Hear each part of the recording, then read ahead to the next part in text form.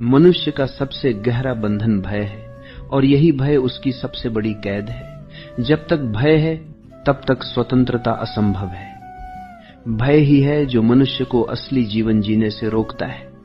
तुमने देखा होगा कि बच्चे जब छोटे होते हैं तो निडर होते हैं। वे बिना सोचे ऊंचाई पर चढ़ जाते हैं, आग को छूने की कोशिश करते हैं, अंधेरे में खेलते हैं, अजनबियों से बात कर लेते हैं। लेकिन जैसे जैसे वे बड़े होते हैं, समाज उन्हें भय सिखाता है। माँ कहती है मत दौड़ो, गिर जाओगे। पिता कहते हैं मत बोलो, गलती हो जाएगी। गुरु कहते हैं पढ़ाई में पिछड़ गए तो जीवन बर्बाद। और धर्म कहता है अगर यह किया तो नरक मिलेगा। धीरे धीरे बच्चा भय का कारागार बन जाता है और यह कारागार इतना गहरा हो जाता है कि बड़ा होकर भी आदमी हर कदम भय में जीता है। डर है असफलता का, डर है अपमान का, डर है लोगों की नजर का, डर है भविष्य का, डर है मृत्यु का। जीवन पूरा एक भय की छाया में बदल जाता है, लेकिन भय वास्तविक नहीं है। भय मन की एक कल्पना है। वर्तमान क्षण में कोई भय नहीं होता। जब तुम इस क्षण में पूरी तरह जागते हो तब कोई भय नहीं रहता। भय हमेशा भविष्य से जुड़ा होता है। अगर यह हो गया तो क्या होगा, अगर असफल हो गया तो। और मृत्यु का भय भी भविष्य से जुड़ा है। अभी तुम जीवित हो, अभी कोई मृत्यु नहीं है, लेकिन तुम सोचते हो एक दिन मरना पड़ेगा और इस सोच से ही भय जन्म लेता है। तो याद रखो, भय भविष्य की छाया है और जो व्यक्ति वर्तमान में जीना सीख लेता है उसका भय समाप्त हो जाता है। भय की जड़ अज्ञान में है। हम नहीं जानते कि हम कौन हैं, हम नहीं जानते कि मृत्यु क्या है, हम नहीं जानते कि अस्तित्व कैसा है। इस अज्ञान से स्वाभाविक रूप से डर पैदा होता है और धर्मों ने इस डर का फायदा उठाया है। उन्होंने कहा यदि तुम हमारी बात नहीं मानोगे तो नरक मिलेगा। और लोग डर गए। लोग डर के कारण मंदिर जाते हैं, डर के कारण पूजा करते हैं, डर के कारण उपवास रखते हैं। ये धर्म नहीं है, ये डर का शोषण है। असली धर्म तब शुरू होता है जब भय समाप्त होता है। जब तुम्हारा प्रेम इतना गहरा हो कि उसमें कोई भय न बचे, तब तुम सच्चे धार्मिक हो जाते हो।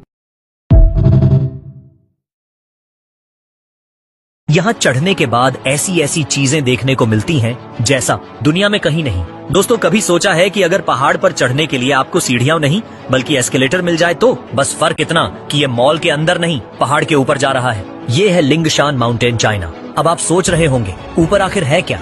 तो सुनो, ऊपर पहुँचते ही आपको मिलेगा एक ऐसा दृश्य जो देखकर आपकी आंखें कहेंगी वाह भाई वाह।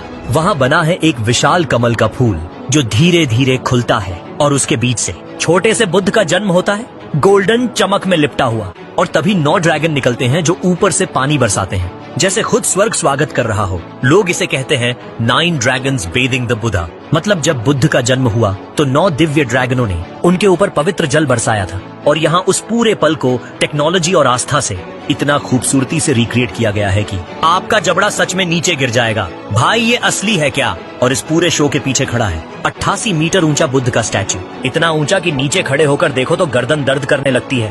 पूरा इलाका ऐसा लगता है जैसे भक्ति और इंजीनियरिंग ने मिलकर पार्टी रखी हो। लाइक नहीं करोगे?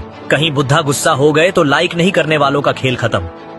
अक्सर हम सब बहुत लंबा जीना चाहते हैं और उसके लिए नए नए उपाय ढूंढते रहते हैं। एक्सरसाइज करें, हेल्दी खाएं, अब चिया सीड्स खानी है या एवोकाडो खाना है, पता नहीं क्या क्या चीजें हम ढूंढते रहते हैं। लेकिन हार्वर्ड की स्टडी ऑन एडल्ट डेवलपमेंट हमें बताती है कि बहुत सारे जो इंडिकेटर्स हैं ये लॉन्ग लाइफ के, एक्सरसाइज, हेल्दी फूड, उसमें सबसे टॉप पे जो इंडिकेटर है वो है सोशल रिलेशनशिप्स। यानी कि वो लोग जो सोशल रिलेशनशिप्स बना के रखते हैं, जैसे कि अगर आपके दोस्त हैं, रिलेटिव्स हैं, आपकी फैमिली है जिससे आप बात कर सकते हैं, आपके फ्रेंड्स हैं, और अगर आप एक सोशल एंगेजिंग लाइफ रखते हैं तो आप ज्यादा लंबा जिएंगे। हैरानी की बात है ना। और हम पता नहीं क्या क्या सोचते रहते हैं लंबा जीने के लिए कि हेल्दी खाना खाएं, ये करें, वो करें। खुश रहना, स्ट्रेस फ्री रहना अपने आप में बहुत बड़ा हेल्थ इंडिकेटर है।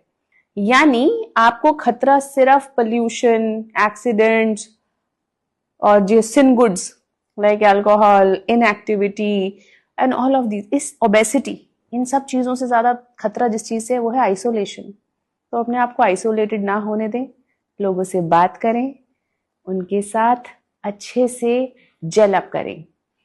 Stay bonded, stay happy, and live long.